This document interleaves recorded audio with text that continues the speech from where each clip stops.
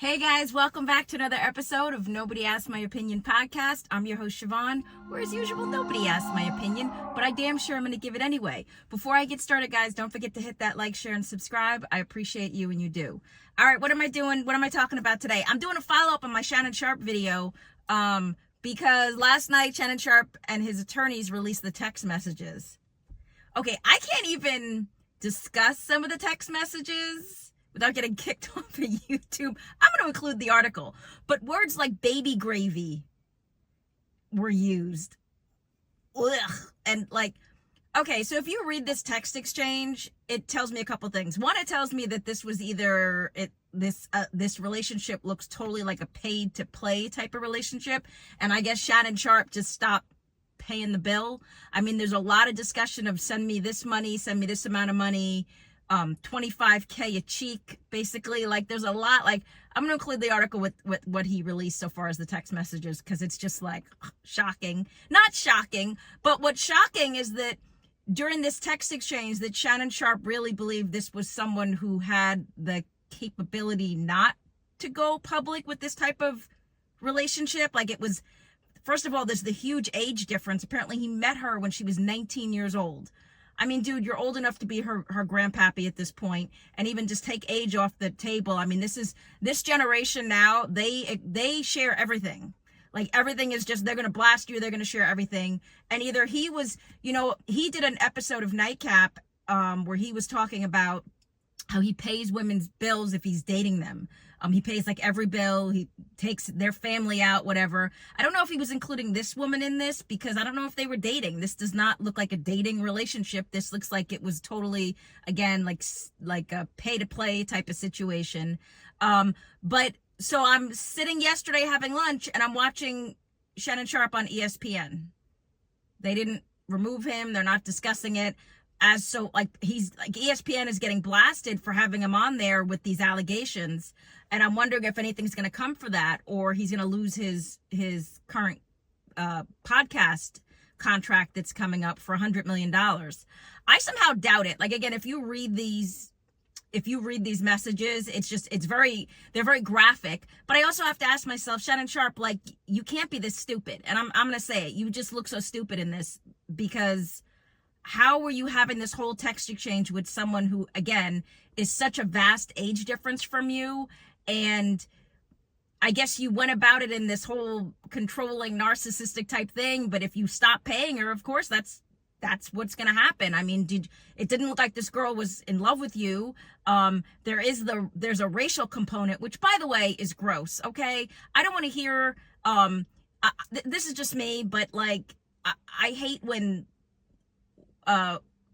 white Caucasian women say, I want to have a black baby. There's something so inherently, first of all, it's ick. And secondly, and that is one of the text messages that this girl actually says. But first of all, it's ick. Second of all, it's like, I don't know, it's a little bit like, there's a weird racist undertone to that. It's gross. It's just ick. It gives me the icks. I want to have your black baby. I mean, come on. Like, really, there's nothing else you can. That's just so gross. And, it's so funny. Again, this generation is supposed to be so woke that statement actually, to me, was the most shocking that was said. And I'm just like, But Shannon Sharpe, like, reading this, you're not an idiot, dude. You're exposed to all this stuff. Are you so far removed from where you were that this is your comfort level? Like, having these conversations, having these relationships, is that where you are? No judgment. I'm just asking. I just feel like you are at the epitome of the height of your career. You're probably never going to do better, and you probably just threw it all away. Part of the text exchange was that this girl was mad about the exposure that he got with I talked about this in another episode. If you remember last year, Shannon Sharpe accidentally released an audio of him doing the deed with somebody who was obviously not this girl. And so she mentions that in the text messages, demanding an apology, and wanting it's so, it's funny. Their relationship is not based on this exchange. It's not an unusual relationship. It's just unusual. This is the way he chose to go about it. And now he's surprised, I guess, at the reaction that she's going to go about it. But I wonder if there's going to be any fallout. Again, he was right there on ESPN. I don't get reading these text messages, I'm not getting like, this girl she's accusing him of assault, but reading these messages, it's like, I don't know, I'm thinking the light looks better on Shannon Sharpe, but again, you have that major age difference, you have the whole, the money component of it, like that money is being exchanged for stuff. I don't know, guys. I don't know if it's looking good for Shannon Sharpe, or if there's going to be any fallback from this, if you're going to see ESPN not move forward. But he was right up there with Stephen A, and they were talking. It was like nothing had happened. I don't know if he's going to settle this, if he's just going to pay this woman to go away. I don't see how he could pay her to go away, because if he does, I think it leaves him open for a lot more of these. And if you read those text messages, this ain't his first rodeo. This is not the first time he's done this. Again, dude, I cannot believe you're like, this is just stupid, Shannon Sharpe, that this is, if you're going to be in that type of relationship, like I think rules need to be established early on. I think this was just kind of, you were seeing what could happen, and there's no established rules. So now, the wheels have fallen off of this relationship, and you're seeing the reaction and the fallback from it. So I don't know. You guys, let me know what you think. Again, do you think there's going to be any repercussions for Shannon Sharpe? Do you think they're going to pull his contract? If he had a morality clause, then some of this may be moot. If he does, I don't know. Just reading it, I'm a big believer in what you do after work is your own life. You have your own right to do whatever you want to do.